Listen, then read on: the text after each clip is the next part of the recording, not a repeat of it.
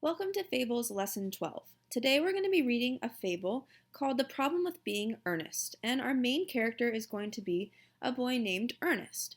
Now as we read, again, we're going to be paying attention to Ernest and his character trait. Does he have a foible or a positive character trait? And does that lead him to having a conflict or a triumph in the end? And by the end of the story, we should be able to think, what was the author trying to teach me in this story, and come up with the moral. The problem with being earnest. Mr. Jupiter clapped his hands. Class, he said, I would like you to meet Ernest Mumade. He and his family just moved here from Kathmandu. The class stared at Ernest. Ernest stared at his feet. Ernest, said Mr. Jupiter, why don't you tell us a little bit about yourself?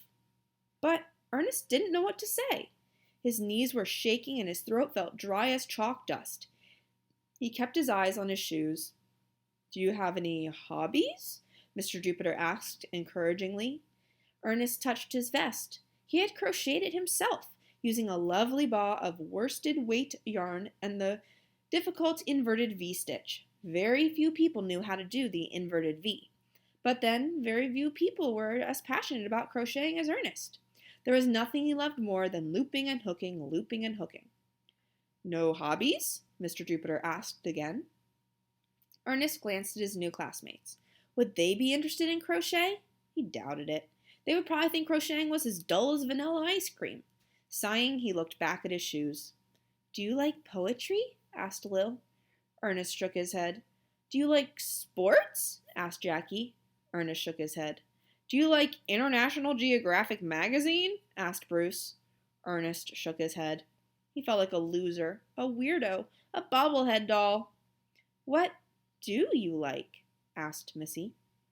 Ernest swallowed hard. He had to say something, anything, but what? Frantically he scanned the room. A poster listing water facts caught his eye. Water, it read, is good for drinking, bathing, swimming, burst Ernest.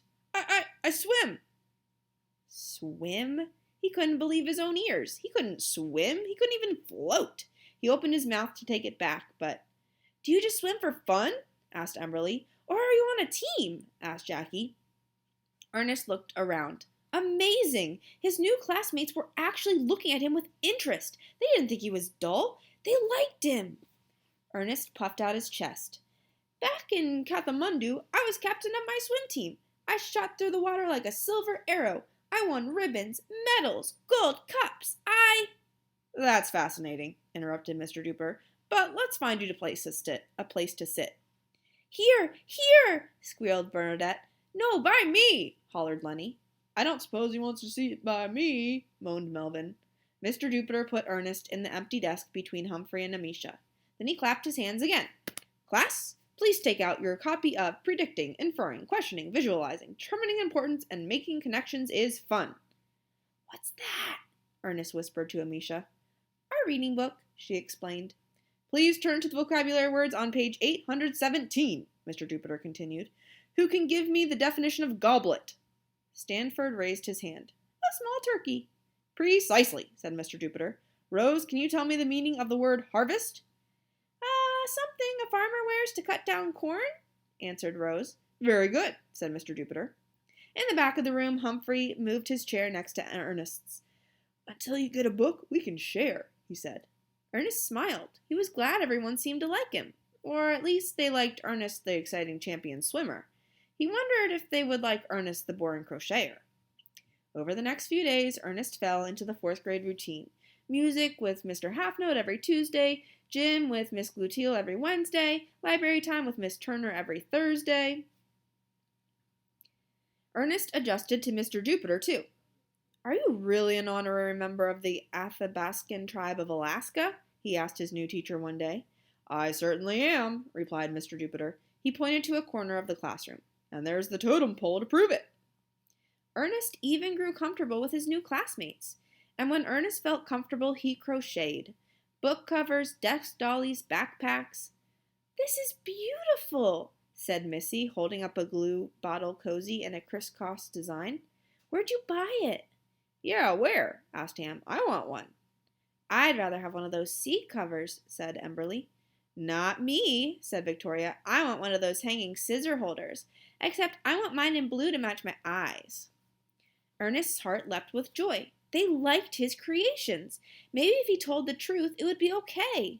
But before he could speak up, Mr. Jupiter clapped his hands. Just a reminder, he said, our field trip is tomorrow. Everyone should dress appropriately. All the fourth graders whooped. Ernest turned to Humphrey. Field trip? What field trip? Where are we going? To the natatorium, said Humphrey.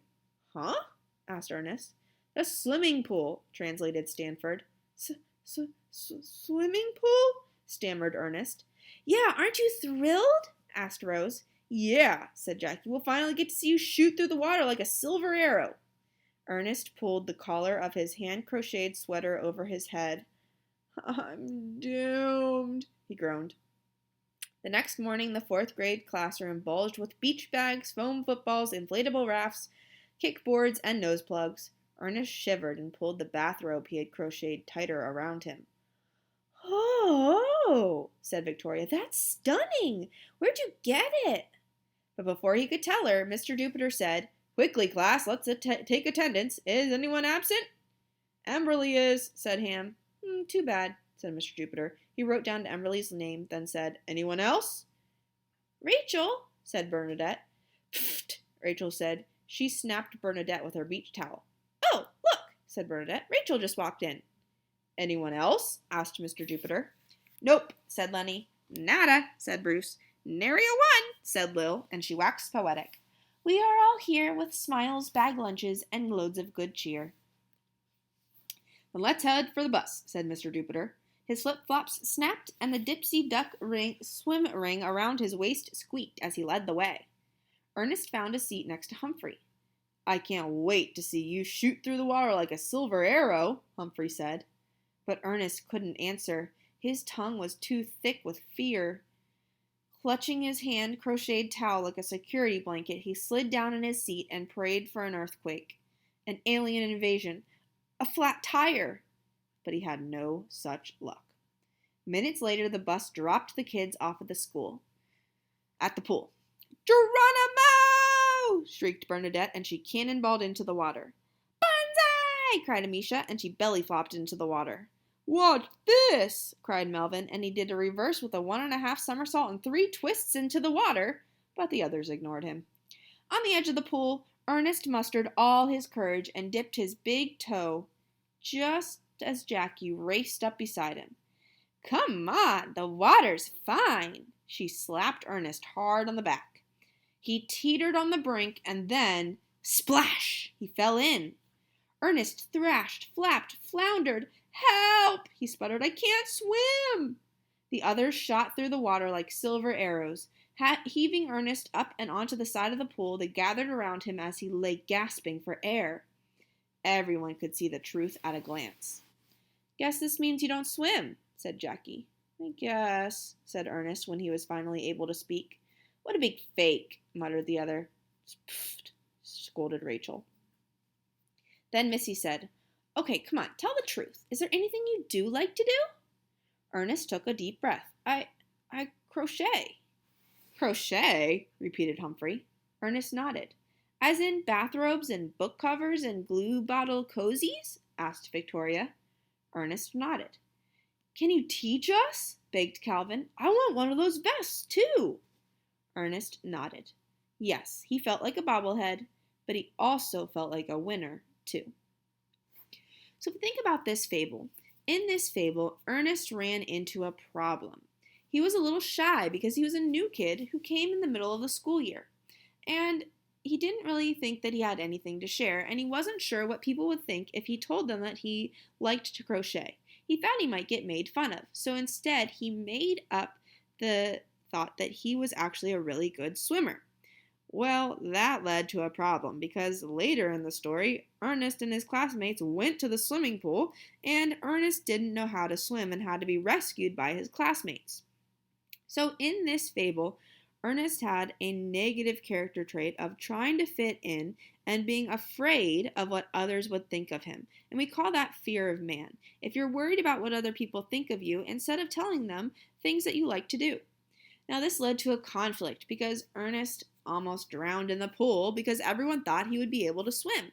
Thankfully, his classmates were there to save him.